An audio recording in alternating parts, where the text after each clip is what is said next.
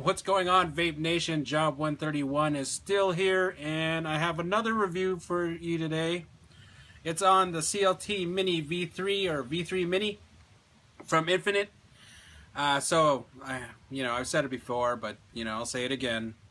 Going to the zoomed-in view, gonna go into the shot of the build. After that, I'll vape it and I'll tell you what I like and what I don't like. So please keep watching. Alright, here we are in the zoomed-in view for Infinite CLT V3 Mini. Typical Infinite box. You see the logo, hologram. Flip it to the side. I picked up the stainless steel version, but yeah, your typical Infinite box. You open it up, you get some extras, some bagged O-rings and 3 post screws. And you also get your Infinite V3 Mini, CLT Mini,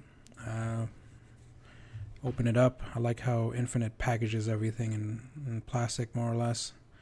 Just, that added touch. But here it is with the glass strip tip on. Your CLT V3 Mini from Infinite. Looks pretty good. You can see the airflow, but let's go over it piece by piece. So we'll start off with your larger drip tip. This is a plastic one, which goes on the top cap like so.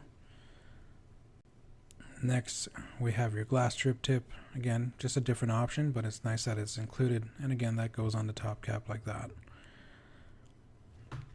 Next, you have your 510 drip tip adapter. So to use this, you see the little slots right there. That's what you use to tighten and untighten when you put it in there. So there's the limiting bore, like a smaller bore kind of thing. In there currently, so to take that out, you basically got to go, I believe it's counterclockwise, in order to loosen it up, which I just did, and it should pop out of place. There you go. So that's to make it a little bit smaller bore on the inside. But you can also put in your 510 drip tip adapter, just pop it into place, let it slip in. And then you turn it clockwise to tighten it up. Make sure you're on the threads. Otherwise, you don't want to screw up the threads in the plastic. But yeah, that would be your 510 drip tip adapter. I'm going to take that out because I'm going to be using the splatter guard, the Delrin splatter guard. So again, you go counterclockwise on that. There it is, the Delrin splatter guard. I think we're seeing more and more of these in a lot of drippers now, like the Bullet, etc. But you just pop that into place. Oops. So you pop it into place and then screw it into place. You can see that there's threads there. But yeah, you don't go from the top. It's always from the bottom. And just turn it clockwise. Once you get your threads in, then you should be good to go. There you go. Alright, so that seems pretty nice. Next you have, this is like a beauty ring, I guess. You'd put that where the rubber O-ring is on the top. See, it's just plastic. It would slip into place.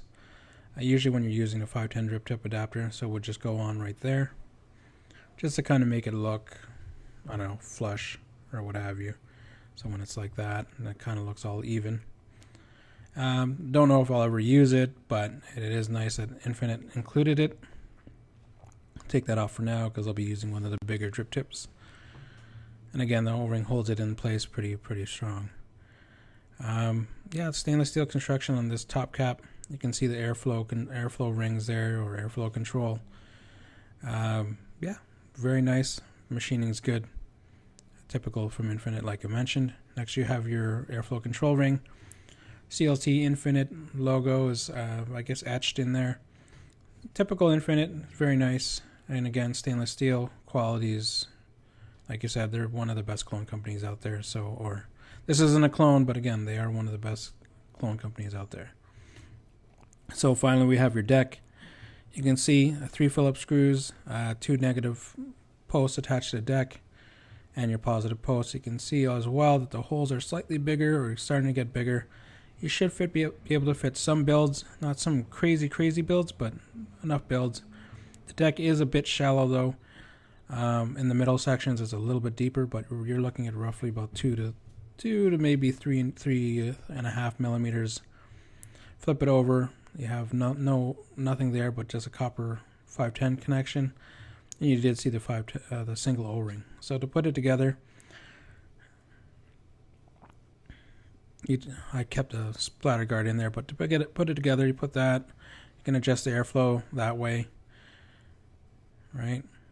It's a bit stiff because there's haven't used it yet, but then you pop that onto the deck. Again, it should be a little bit easier to pop into place once there's some juice in it. And again, I'm using the black drip tip. So yeah, that's pretty much it.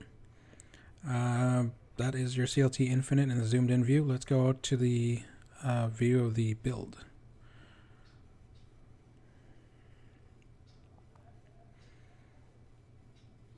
So this is the build that I put in. It's 0.48 ohms. It's dual Clapton coils. I think it's only like 6 wraps, but yeah, 0.48 ohms. So let's go out to the other view and vape it.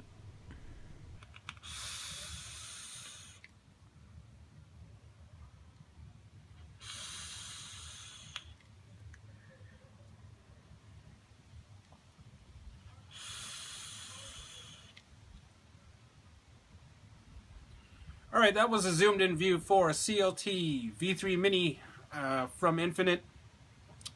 What I like about it, first and foremost, is the size. It's nice and short. It's good if you're trying to keep it stealth. Second thing I love the drip tip. Nice wide bore.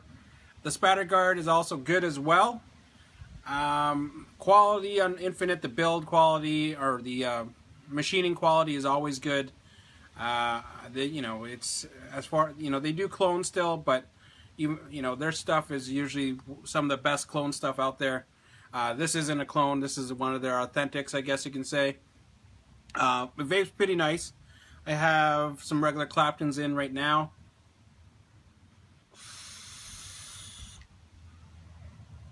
But yeah, vape is definitely nice. Even when it's wide open, have no real issues with that at all. Build quality, like I said, is good. Machining quality is good. Negatives. One negative I have is that even though the splatter guard is, it does prevent splatter or juice splatter from coming up, I noticed because of the way the airflow is, and probably because it's a shorter dripper, it does tend to splash out of the airflow holes and hit your cheek and shit. So that's a negative for me, but I still like it.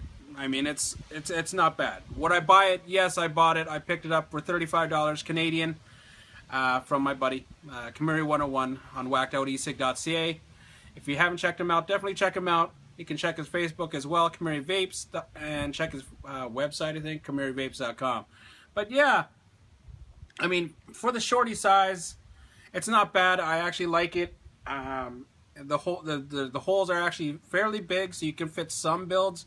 Maybe not the biggest builds, but Clapton still go in okay. Fused Clapton will go in no problem, I think. And